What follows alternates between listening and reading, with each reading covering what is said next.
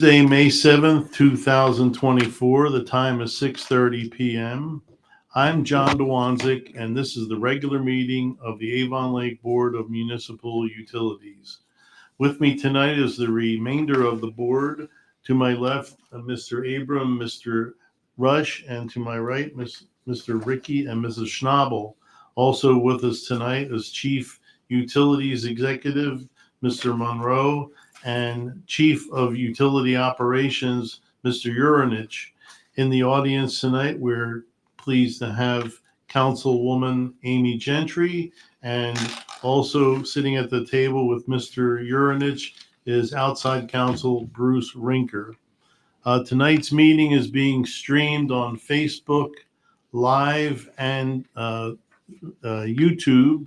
And if you're in the audience for that, there was an opportunity for you to make comments and so forth, which we will address at the beginning and the end of the meeting.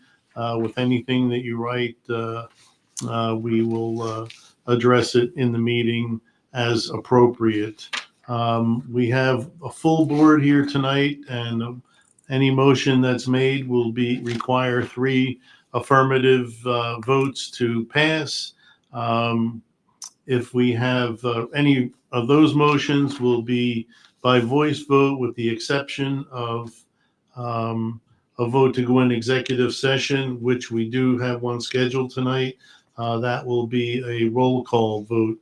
I think I've covered everything. So yeah, I'm a little out of practice. Mr. Rush took over for me at the last meeting, so thank you, Mr. Rush. Everything seems to be intact. Building didn't burn down or anything like that. Good job. Okay, so the first order of business that we come to is the minutes from the April 16th meeting, which Mr. Rush presided. Are there any comments on those minutes? We're all looking at you. No. I did have one thing that I noticed in here, not that it's that pertinent, but on page 1 under correspondence, I think it says there's a statement that says Mr. Monroe stated that the variance sought to allow the developer to not fully install, and I think we probably mean partially install instead of not fully install. At least for the sense of reading.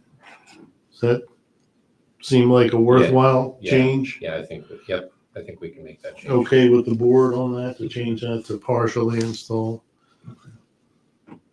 Okay, and that's all I have on that. So any other comments? All right, so not hearing any, they are approved as submitted other than the edit.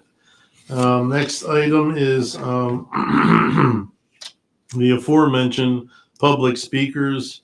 Mr. Urinich, you're minding the store there. Anything in the world of comments? Mr. Chairman. Thank you. Any Mrs. Gentry? Anything? Is it? Should I call you Miss or Mrs.? Doesn't matter. Late for supper. You're probably missing supper. Okay. So no public speakers. Let's go on to correspondence. Mr. Monroe. I do not have any correspondence to pass along this evening. Thank you, Mr. Monroe. Next item then is the goldenrods and the expenses. May I have a motion to approve the expenses? Mr. Chairman, Mr. Abram.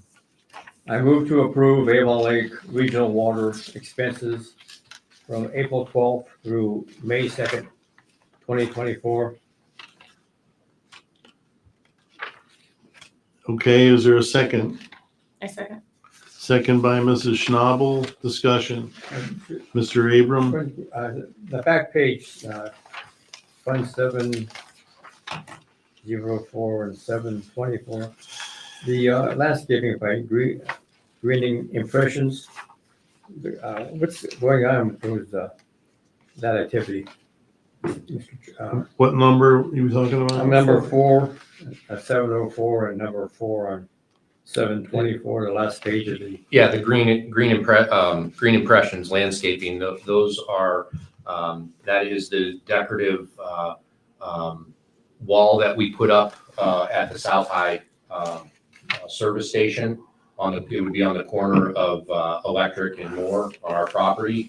We have, it's a sandstone wall that has our logo, color logo in it. with the Clearwell is. Yes, Oh. and there's also a nice landscaping that was done there, as well as a flagpole so that we can fly the American flag there as well, and really to beautify the corner. Okay, we're just looking at the back of the facility from a big intersection. So. Yeah. All right, so just wondering what that is. Thank you. Yes. Anyone else with comments? I see a bunch of things, Mr. Monroe, starting on page 2, 63, 69, 96, that are all like, dwindling in the amount of funds left. Would you like to Yeah. address those? I'll actually allow Mr. Yurnich, he has the explanation on several of those that are, because they have to do with the York Street emergency repair. Yeah, so a couple of those expenses were incorrectly attributed to Fund 721, 701. They should have come out of the construction funds. The stone was a major purchase. Out of that one, if we reclassified that expense to the construction fund, then that sub-fund would go back to 66, a little over 66% of the remaining balance. Some of the supplies. So that error by Mr. Logan. Yes, Mr. Logan is going Okay, to. well, 30 lashes sound about right for No, the board? it wasn't No, his he's error. going to correct the. He's Oh, going okay. to correct it, yes. Yes. Some of the replacement supplies, there was services that had the L word that we had to make replacement on, lead service lines. Anytime those are uncovered, we want to address those immediately. So, TB2 plus, yes. Yes. I understand. Yes. Okay, so that's takes care of those three. So then we can go to page 4, let's say, and we have number 75 and number 112 that seem to have equally shaky footing. Yeah, I think that you're gonna find with 112 that those expenses are gonna be classified, because those are out of the 721. That's gonna be the same situation. We had water and sewer expenses on York Street for both funds. In regards to number 75, those are our lab supplies and lab costs. Those are typically they buy large orders a couple times a year.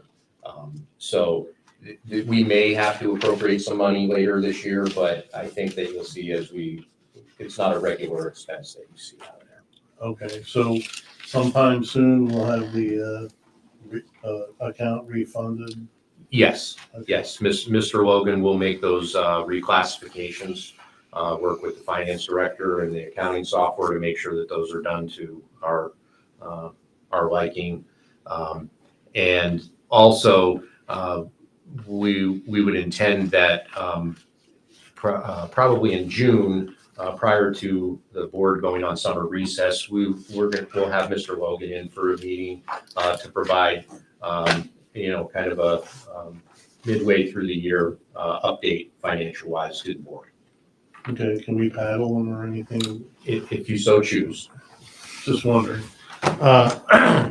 All right, well, I don't have anything else, so we have a motion made and seconded. Any further discussion? All in favor of the motion, say aye. Aye. Aye, the motion is approved. Okay, tower lease amendment, Mr. Monroe, would you please, introduce that topic and just point to anything that you think especially pertinent. I'm assuming everyone has gone through the agreement to their individual satisfaction already, but point out anything that you think might be unusual. Okay, yes, absolutely.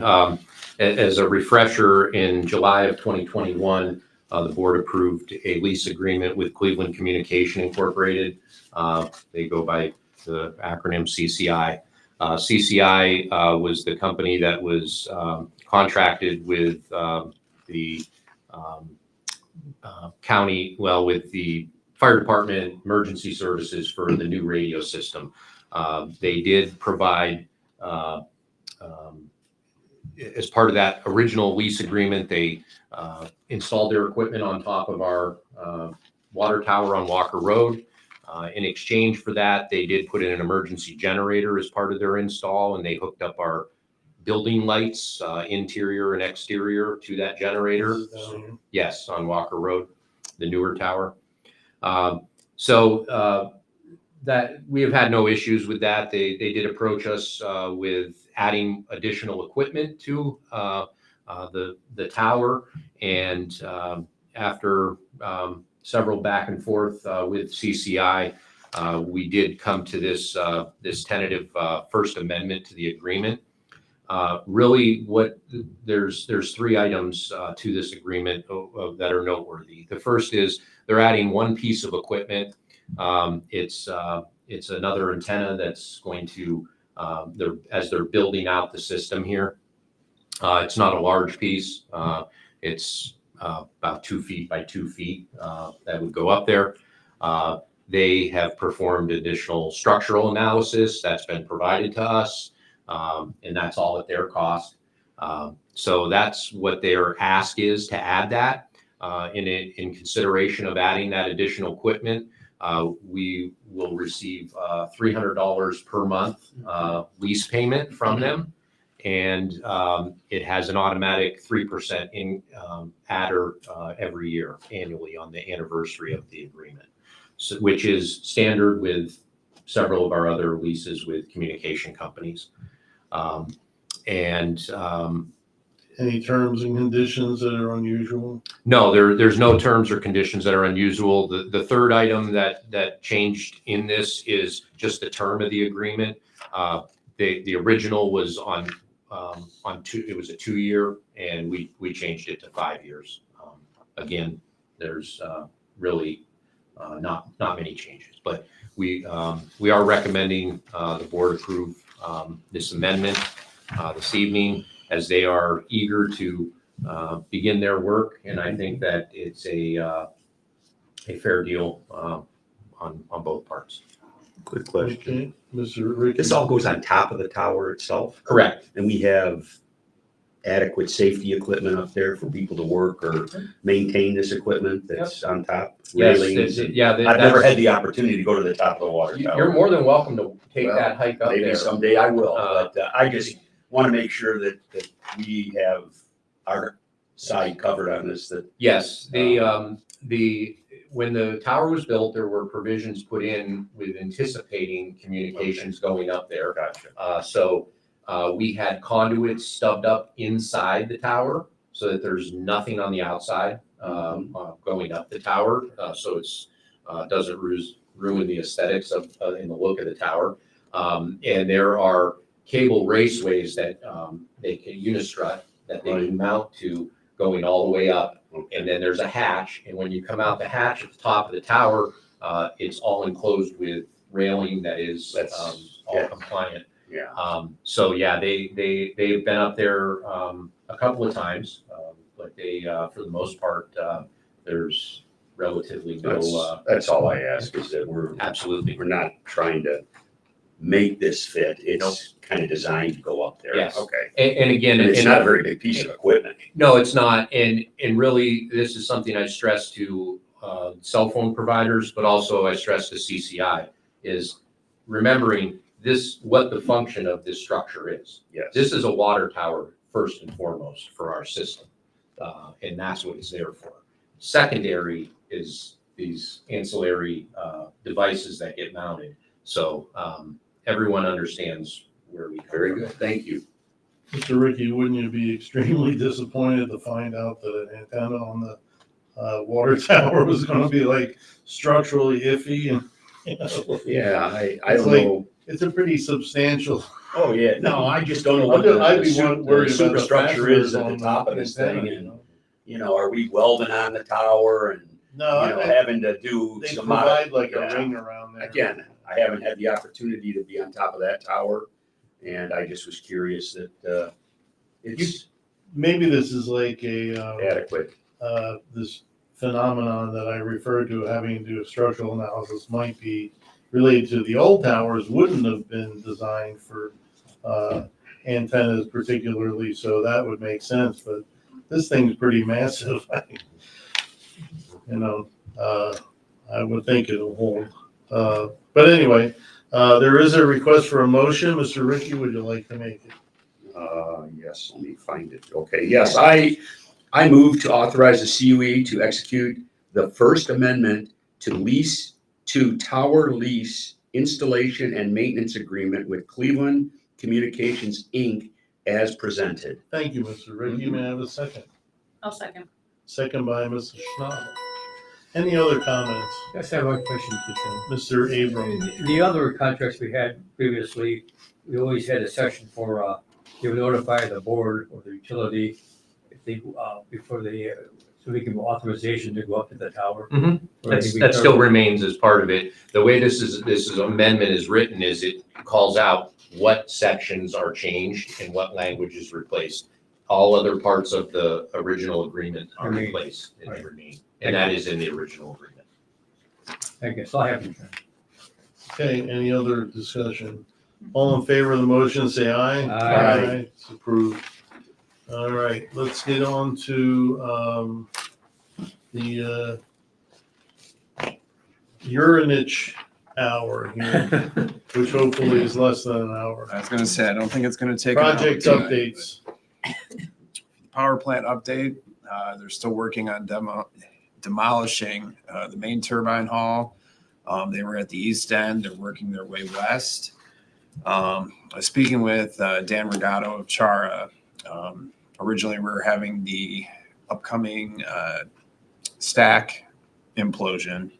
That's been pushed back to the fall. They're gonna be imploding. That's appropriate. When it falls, it'll be fall. Very true. Two of the precipitators and a boiler is going to be imploded in June. As that gets closer, he is going to finalize that date, be in contact with us, so we're prepared. Now that you say a boiler is gonna be included, now what's the boiler? How's that constructed? Is that like a metal thing or how is it? It sits up higher, so I'm assuming they're just going to bring it all down. Knock it and over. Scrap what I they gotcha. can that way. Okay. The ETL design services, no update at this time.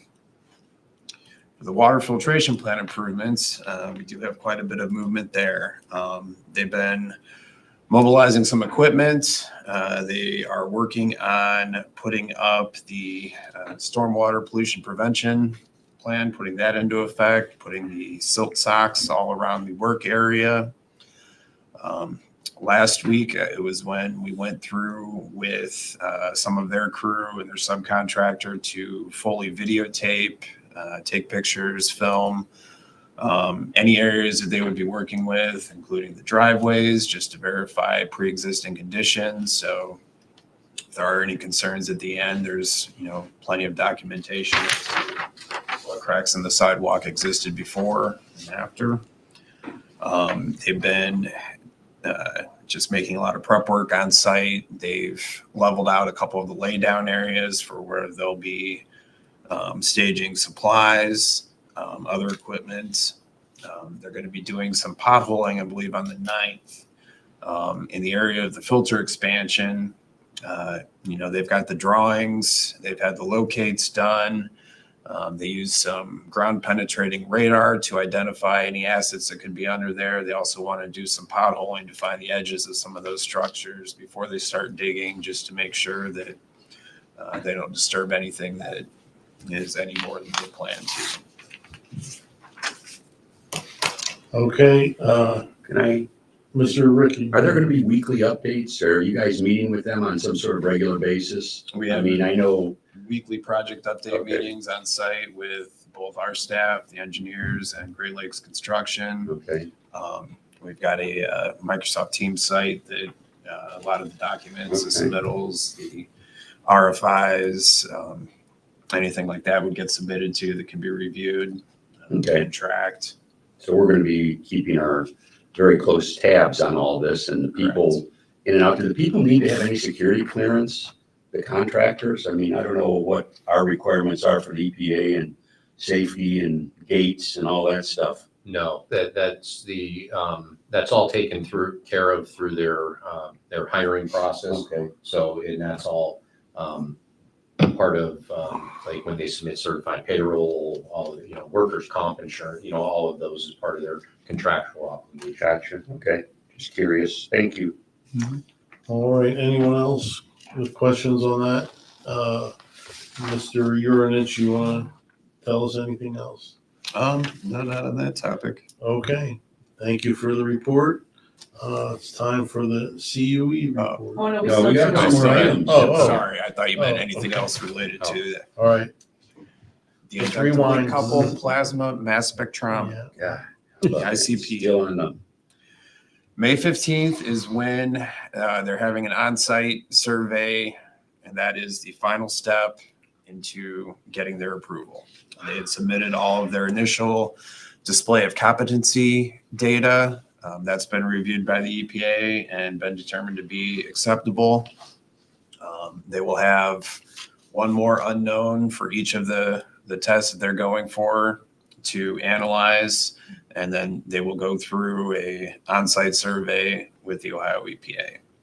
Upon successful completion of that, they will be granted approval to perform those same tests on the drinking water, and we will be able to bring that update to a close. Wow. Mr. Ricky had a question? Quite an undertaking to get certified. I'm impressed with No kidding. I mean, it's a costly, no question about it. It's been a costly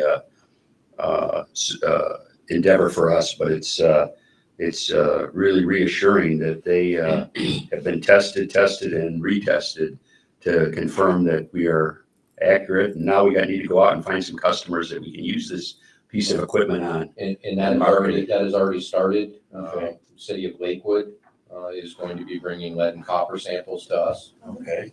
We are working through their vendor process right now. Mr. Gibney and Mr. Urinich have been adamantly working on that. And you have prices established Yes. for these type of tests that are Yes. probably competitive to outside firms yeah. doing them as well. Yeah. Okay. And I think a lot of it also is convenience and turnaround time for them as well. Okay. They Very can good. collect their samples, they can bring them over right to our lab and have testing done. Somewhere down the road, when I take my tour to the top of the water tower, I'd like to see this piece of equipment just to kind of bring it all full circle. You know, we've all talked about it. I'd like to see it somewhere down the road and get somebody to explain how it works and what we do.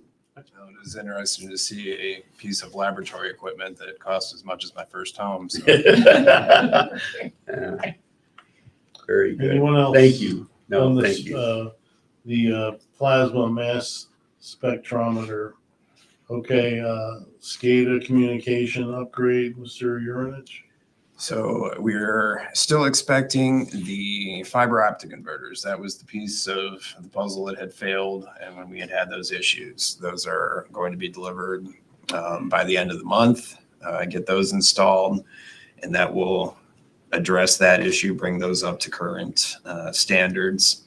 We're still taking a look at the long-term option as to how to create a dedicated server room so that we can appropriately house all of the computerized equipment and keep it separate from, I guess, some of the side effects of where it was currently located.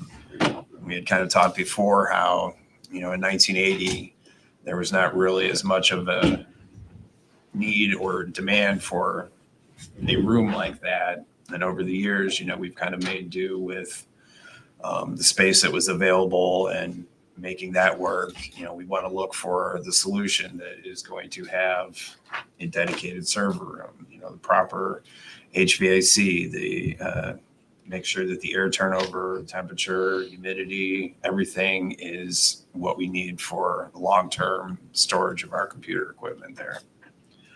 So we're reviewing a couple of options with that, finalizing the plans, and we'll have an update on that in the future. Okay, any questions? All right, thank you, Mr. Urinich. Mr. Monroe. Thank you, Mr. Chairman. I do have 3 items to report on this evening. The first, very good topic that I would like to report is that yesterday we welcomed back Mr. Kamevsky from his extended leave. He's doing great. We're glad to have him back as part of our important piece of our leadership team. So he did pass along his thanks for everyone's reaching out to him, cards, texts, phone calls, visits, and he's glad to be back, and we're glad to have him back. The Indians are playing well, don't forget that. That's Probably taking some stress off. That's right. Yes. The next item I have to report on is as of today, actually, we have confirmation, and this is to Mrs. Schnabel's question from a couple meetings ago regarding our utility funds. We have, as of today, $20 million of our utility funds is invested in Star, Ohio, and it is yielding 5.5%. In comparison Do the to math, that's a good. in comparison to the account that it was in, the Huntington sweep account that was paying about 1.34%. So our utility funds are there. I want to thank Mayor Spetzel. I want to thank the law director and the finance director for working with Mr. Logan and us on ensuring that we have that money invested appropriately. Very good. Thank you, Mr. Monroe. And the last item I have to report on is we did receive, of course, a notice of violation from Ohio EPA related to our sanitary survey that we had at the water filtration plant. And the notice of violation has to do with our original 12 filters that are not in service. And we have 30 days to respond to them with a plan for taking them out of commission. We're in the process of drafting our response letter, but we will remind them that we do have a plan in place. And it took 1.5 years for Ohio EPA to approve our permit to install. And we already have a contract with the contractor, and that work of completely disconnecting them from our system will take place no later than the first week of August. So we, again, Mr. Urinich, Mr. Gibney, and Mr. Gadar, Mr. Larson, they met with Great Lakes HDR and said this has to be taken care of. But we will respectfully request that notice of violation is rescinded appropriately. Again, we want to stress that there was no water quality issues. This is not a reportable notice of violation, but I guess looking at everything, if that's the only thing they could find, I think we're satisfied with that. And again, we do have a plan in place already. And don't they have a copy of the plan? They have a copy of the plan, and serious. yes, they Yeah, do they have a do. copy of the plan, and they have approved the plan. So Already. why do they write letters, or is this like a make work job for somebody? Our inspector. Have you looked in your file cabinet? Yeah, and I think that once we relay all of the information to them, I think that we're pretty confident it'll be received. I saw the letter, it seemed sternly worded unnecessarily, so I'm glad, it comes out pretty clean from what you're reporting. Yes, and that is all I have to report on, Mr. Thank you, Mr. Monroe. Is there any questions from the board? on any of that? Mr. Ricky? Not on that, but I do have a member report I'd like to bring up Oh, if I well, could. we'll get the member reports now. Thank you. I'm just following up on some of my notes, and I want to make sure we don't drop the ball on it. And one is the situation with Avon on Lear Road and those houses that had sewer backup. Mhm. I just want to know where we're standing on that and what we're doing to prevent that issue from happening again. So the claim it's going through the claims process with our insurance company. The claim will be subrogated to Avon's insurance. So that way the homeowners, there were 3 homes that experienced backups, and they will be made whole and corrected there. As far as the corrective action to ensure this doesn't happen again, Mr. Gadar and staff are working on a immediate, what we feel could be a relief type of project that we can get done so that we can have some breathing room. The long-term solution is the amount of flow that they're allowed to discharge to us. And there is capacity that is stated in our agreements, but Avon acknowledged, and we did as well, that the agreement needs to be updated. And so that is our corrective action as Well, far as. Starbucks and Chipotle are going to be opening up. There's more flow. Yes, So yes. just, So. it's not going to get any less. Let's No, just put it that it's way. not. It's only going to increase. And really, in this instance, this was a operational issue on their part that is not customary, but nonetheless, it still did happen. So we want to ensure that it doesn't. All I want to do is make sure we don't drop the ball, and I want to make sure that the customers that were affected are pleased with the effort we're making to rectify the problem so it doesn't happen again, but also make sure that their concerns are being well taken care of. That's the one item I had, and then Mr. Yurnich addressed the other one kind of in the report on the high pressure situation we had. And it sounds like that still is being worked on, or we're moving towards a good answer and a good solution to that. And those are just 2 items I had from past meetings, and I just think it's important to bring them up and remind everybody that we want to make sure we hear conclusions on those. Thank you.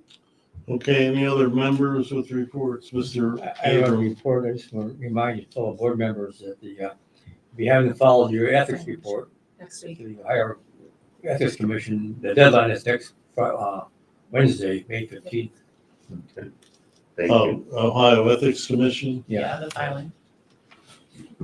I have, a question on did we ever figure out the, responsible party for the issues over, was it in Industrial Parkway?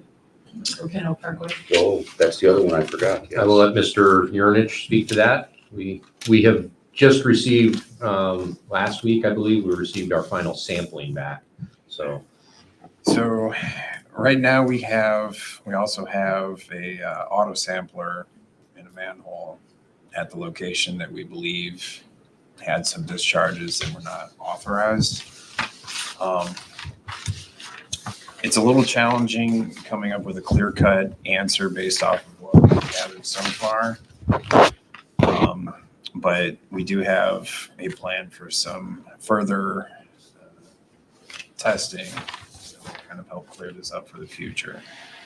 Having the auto sampler in there, if it obviously were to occur again, it's going to be caught in our sampler. So we've been working with both engineering, distribution collection crew, and facilities, kind of going through a step-by-step process so that anything we do come up with can be well defended. All right, anyone else? I have just another follow-up question of a project from a year or 2 ago, and that was the extra laterals that were installed under Lake Road before repaving. Have any of those laterals been utilized at this point? Seeing that we are hitting spring storm season. they were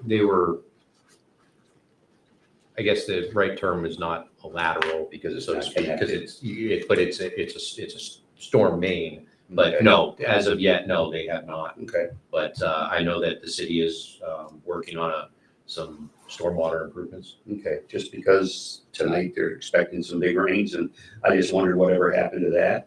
And the only other question I have is regarding to York Road. The paving of that has been completed. I did drive on it this week. And that we split with the city, is that how that went down? Yes, on the paving portion, Okay, yes. because yes, we cut it up pretty bad. Yes.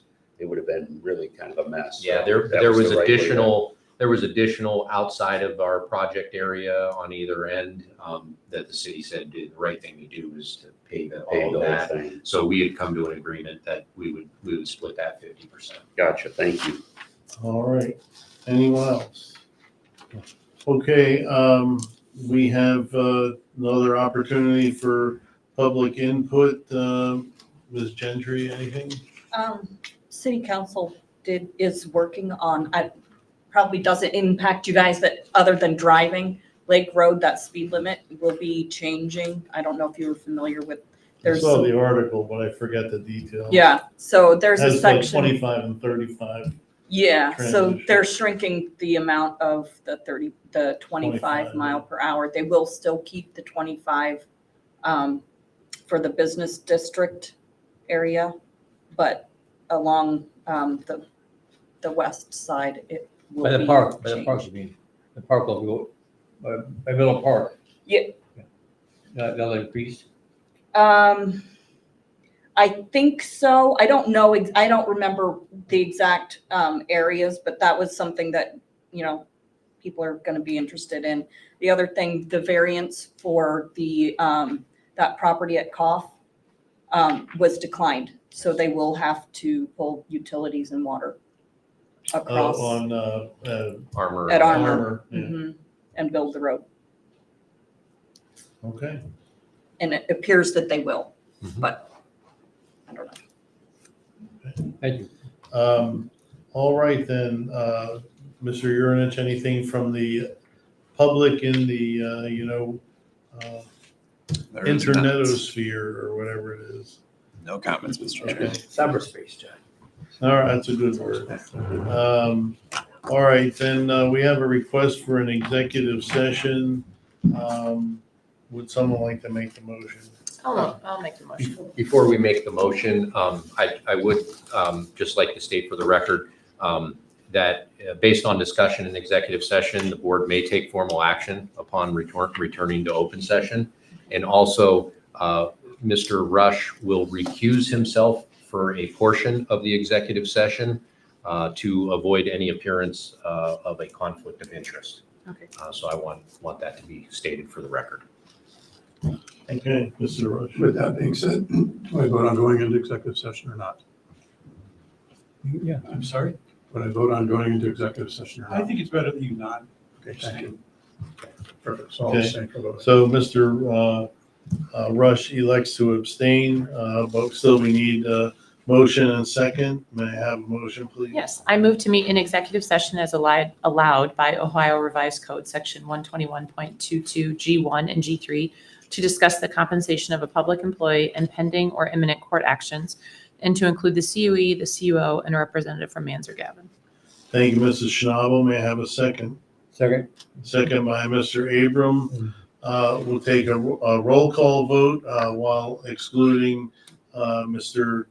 Rush at his request. So Mr. Abram, And vote aye. Mr. Ricky, Aye. Mrs. Schnabel, Yes. and chairman votes yes. So we will go into executive session. And just note for the record that there is an abstention from Mr. Rush. Not Okay. exclude per se, but abstain. Yeah. Abstention. Okay. I think we covered that Yeah. in foregoing, Just making sure. this discussion. So we will clear the room at this time, 7:10 PM, and let's meet in 5 minutes for executive session. Thank you, everyone. Have a good day. Maybe the April showers are coming late tonight, but hopefully everybody stays high and dry and have a good evening.